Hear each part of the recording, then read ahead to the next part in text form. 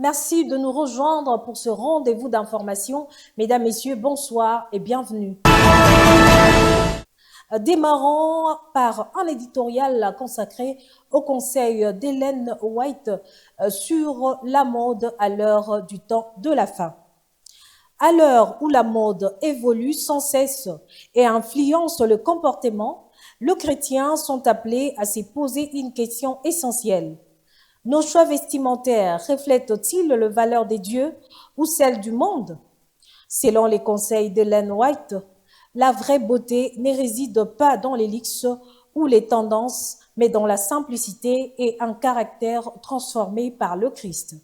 Dans les derniers temps, où l'apparence prend souvent les dessus sur l'essentiel, chaque croyant est invité à être un témoin de Jésus, non seulement par ses paroles, mais aussi par son mode de vie. Car la mode passe, mais les valeurs des dieux demeurent éternellement. Les informations ecclésiales, notre priorité. Du 26 juillet au 3 août 2026, l'Église adventiste du 7e jour de la région d'Afrique centre-est a organisé un atelier de production de contenu numérique à Nairobi, au Kenya, en vue de l'initiative Une Voix 27, soit One Voice 27, un grand événement prévu en septembre 2027 à l'échelle mondiale. Destiné à être diffusé dans les 11 pays de cette région, ces contenus sont élaborés par des représentants de plusieurs unions. Julia Britney nous fait le point. Et médias de l'Église adventiste du 7e jour de l'Afrique centre-est a organisé du 26 juillet au 2 août un rassemblement stratégique de tous les créateurs de contenu.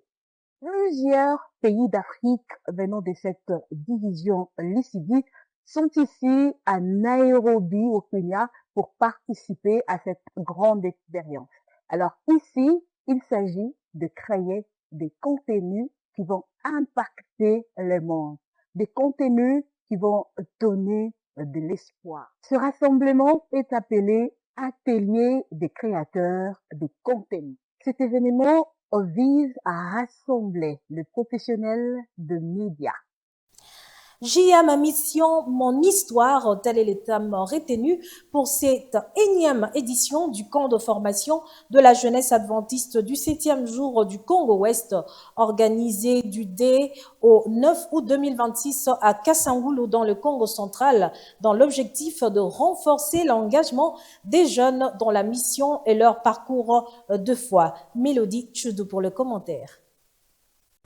À Kasangulu, le camp JA 2026 s'inscrit comme un moment important de rassemblement, de formation et de réflexion pour la jeunesse adventiste. Au-delà d'une simple rencontre annuelle, ces rendez-vous placés sous le thème « JA, ma mission, mon histoire » met l'accent sur la responsabilité de jeunes dans la construction de leur parcours spirituel et leur engagement au service de la communauté.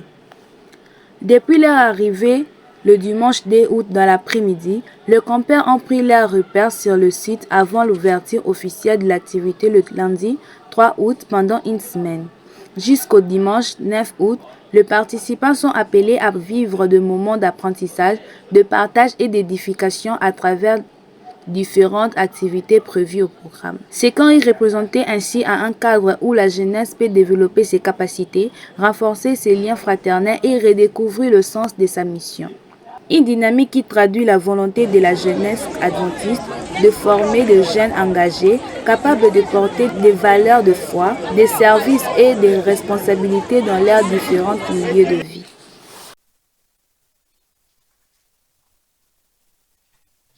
À Kananga, débuté les dimanches 2 août dernier, les camps meetings annuels de l'Église adventiste du 7e jour du Kasaï central s'est poursuivi avec la tournée missionnaire du pasteur président responsable ecclésiastique Joseph Waya Wessa.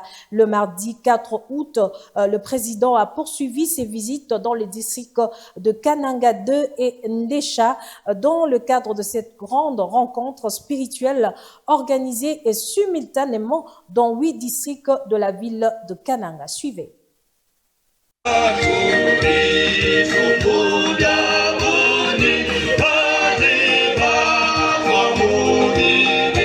Le pasteur président de l'association du Kasaï Centre, Joseph Oyawessa, a poursuivi ce mardi 4 août 2026 sa tournée pastorale dans le district ecclésiastique de Kananga 2 et Ndesha dans le cadre des réunions de Kamting. Accompagné de son épouse, Annie Oyawessa, il a reçu un accueil enthousiaste de jeunes adventistes, de fidèles et de chorales dans chacune des étapes de sa mission. À Kananga 2, dirigé par le pasteur Fidèle Nkachama, le responsable provincial de l'église adventiste a exhorté les croyants à faire de leur foyer un modèle de foi, d'amour et de fidélité aux enseignements bibliques. Ce sont les familles qui se sont réunies ici. Papa est là, maman est là, ils sont y compris les enfants. Pourquoi vous êtes venus ici toute la famille? Pourquoi vous êtes venus ici? C'est pour apprendre. Les familles ont des problèmes. Les familles ont des difficultés. Les familles ont des projets. Mais quelque part là, nous nous sentons essoufflés. Il fallait aller quelque part. Chercher les renforts. Que l'Éternel puisse s'envoler à notre secours. Nous sommes venus chercher la foi de l'Éternel. Nous sommes venus déposer au pied de Dieu et de Jésus nos différentes requêtes. Le grand meeting y réunit les fidèles des églises de Kananga 2, Bikuku, Oasis, Kabanza et du groupe de Kambote. La tournée s'est ensuite poursuivie à Ndesha sous la conduite du pasteur Emery Beyakutoya. Dans une atmosphère de ferveur spirituelle, Joseph Oyawessa a invité les fidèles à adopter les comportements exemplaires au sein des familles et à cultiver le respect envers le dirigeant de l'église. Quoi on doit nous enseigner? On doit nous parler de la parole de Dieu. Et nous devons nous forcer aussi à beaucoup prier. Il y a des problèmes. Tout et chacun des problèmes. Nous avons des projets. Des difficultés. Les foyers sont déchirés. Les villes ont des projets de construction. Imaginez une église qui est en location. C'est encore une église de désert. Nous devons prier. Chercher la foi de l'Éternel. Ça va nous amener à avoir des solutions. Chants de louanges, prières ferventes et camions fraternels ont marqué cette rencontre qui ressemble les églises de Ndeshamer, Ndesha Centre, Djisanka.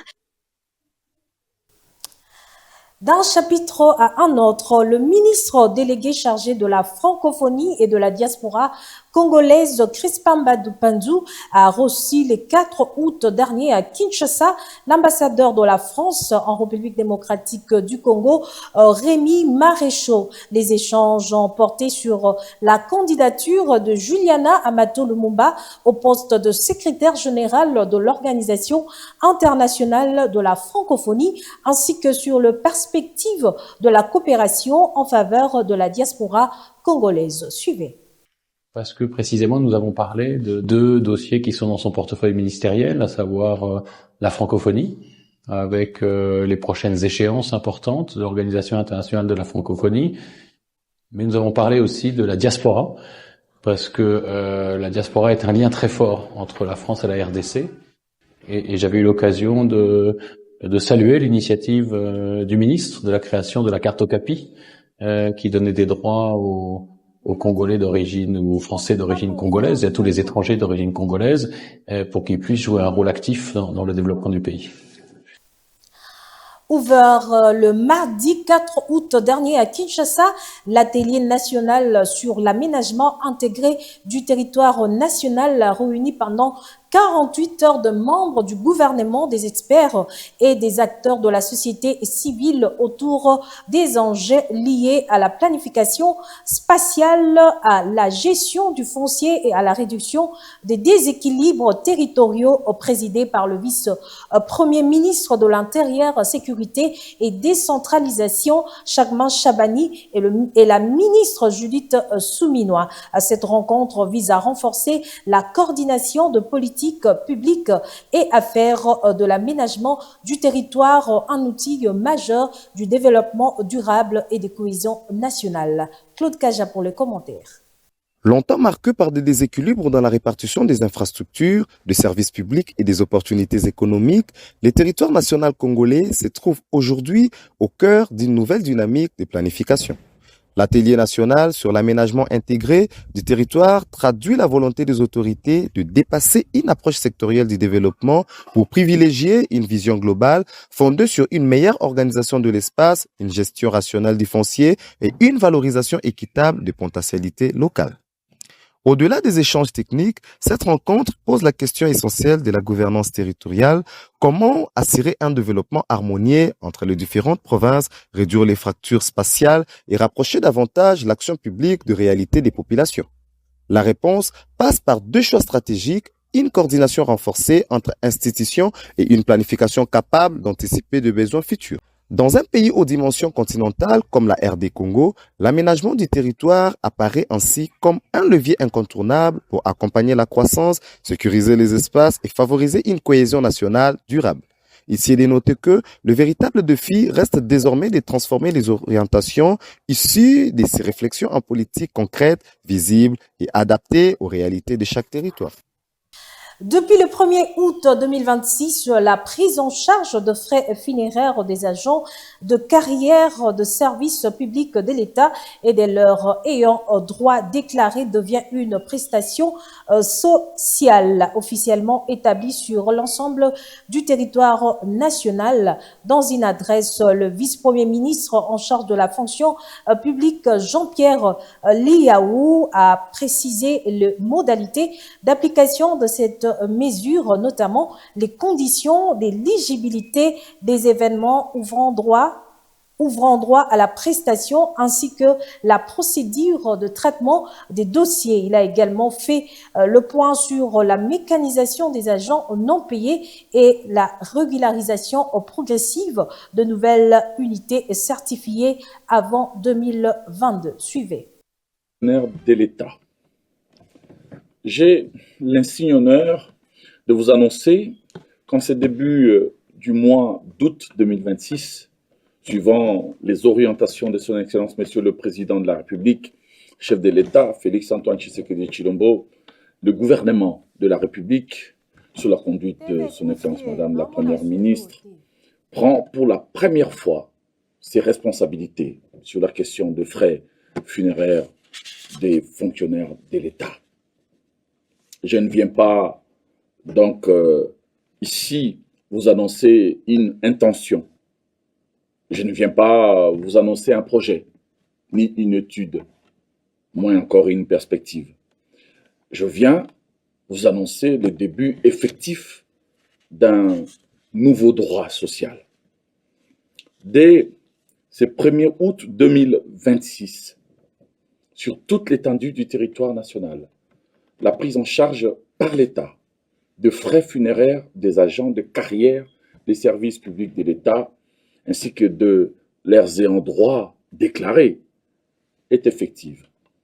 Les droits sont ouverts et les paiements seront dorénavant effectifs. Le but de cette réforme dépasse de très loin la simple question funéraire. Il ne s'agit pas seulement d'accompagner un fonctionnaire ou l'un de ses ayants droit dans sa dernière demeure. Non.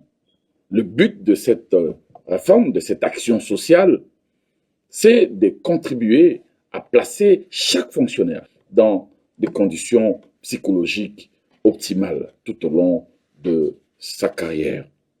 Le but de cette réforme, c'est aussi l'égalité. L'égalité et toujours l'égalité. Ce mécanisme ne connaît ni grade, ni relation, ni lieu d'affectation. Du huissier au secrétaire général, de la Gombe jusqu'au territoire les plus enclavés de notre pays, la règle est la même, tout comme la procédure. C'est aussi cela, un état de droit. En économie numérique, la République démocratique du Congo accélère sa marche vers la transformation numérique. Le mardi 4 août dernier à Kinshasa, le ministre de l'économie numérique, Augustin Kibasa Maliba, a présenté 2 documents stratégiques majeurs, la politique sectorielle de l'économie numérique et la stratégie nationale de l'intelligence artificielle, des cadres de référence qui définissent les ambitions du pays à l'horizon 2030 autour du développement des infrastructures numériques, de la modernisation de services publics, de l'innovation, de la cybersécurité et de la valorisation de données. Images et commentaires.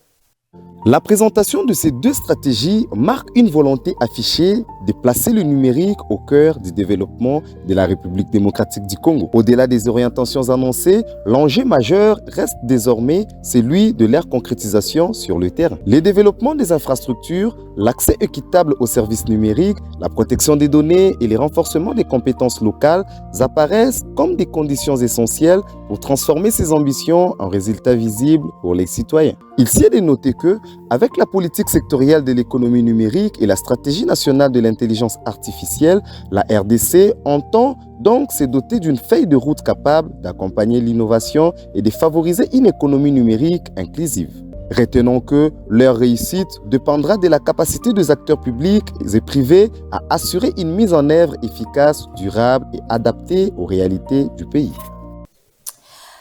Parlons infrastructure avant de nous quitter. Les travaux de modernisation de la route nationale numéro 1 franchissent une nouvelle étape sur l'axe Nguba-Lualaba-Mbujimai. Le 4 août dernier, une évolution de l'avancement du chantier a révélé la progression du remplacement des anciens ponts métalliques vétustes par des ouvrages définitifs en béton. Sur la section Nguba-Luboudi, 4 nouveaux ponts sont déjà mis en service, une évolution qui devrait contribuer à sécuriser davantage les déplacements et à améliorer la circulation de personnes et de marchandises. Suivez. Les ponts métalliques centenaires de la route nationale numéro 1 vont laisser progressivement la place à des ponts définitifs en béton grâce aux travaux de réhabilitation des 850 derniers kilomètres de cette route, dont le tronçon compris entre la ville de Mbujimai au Kasaï oriental et la cité de Nguba dans la province du Lualaba. Ceci est l'un des acquis de ce projet lancé au mois d'août 2024 grâce à un financement du programme sino-congolais. Sur le lot 6 de ce projet, qui va de Nguba à Luboudi, 4 ponts ont déjà été jetés sur 4 cours d'eau. Des ponts définitifs qui ont pris la place des ponts bêlés qui s'y trouvaient. 2 entreprises se partagent les 150 km de section, à savoir Sino-Hydro 11 et CREC 7. À fin octobre 2025, l'état d'avancement des travaux est plutôt satisfaisant dans un contexte où tout doit être bouclé à fin 2027. Pour la plateforme, le dégagement de l'emprise a été réalisé sur 120 km de linéaire. Pour la chaussée, la couche de fondation en grave latéritique d'une épaisseur de 25 cm est déjà posée sur 95 km et la couche de base en grave concassé 0,31 a déjà été mise en œuvre sur 73 km. La monocouche bitumineuse d'une épaisseur de 1,5 cm est déjà appliquée sur le même segment que la couche de base, soit 73 km. Enfin, la couche de roulement en béton bitumineux de 4 cm d'épaisseur est déjà posée sur 7 km. Une situation globalement satisfaisante qui donne l'espoir aux usagers.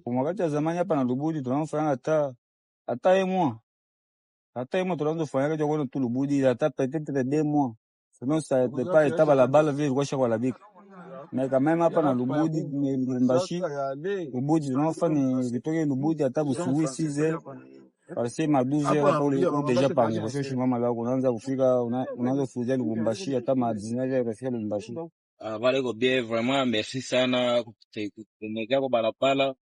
Juu nilikuwa nateswa kwa sana kwenda kwa mtu unaanza fanya kwa kama ni mademo me hapa Mungu anatusaidia kwa hapa tutaanza fanya kwa hata une semaine vile mtu motoka itatumika hapo, vile motoka itakutumbisha.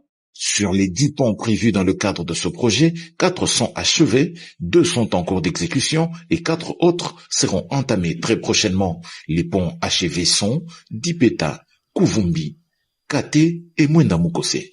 Ainsi s'achève cette édition du journal coordonné par Claude Kaja, réalisé par Richard Kapoukou. D'ici là, portez-vous bien et excellente suite de programmes sur Hope Channel RDC, le canal de l'espérance. Bonsoir chez vous.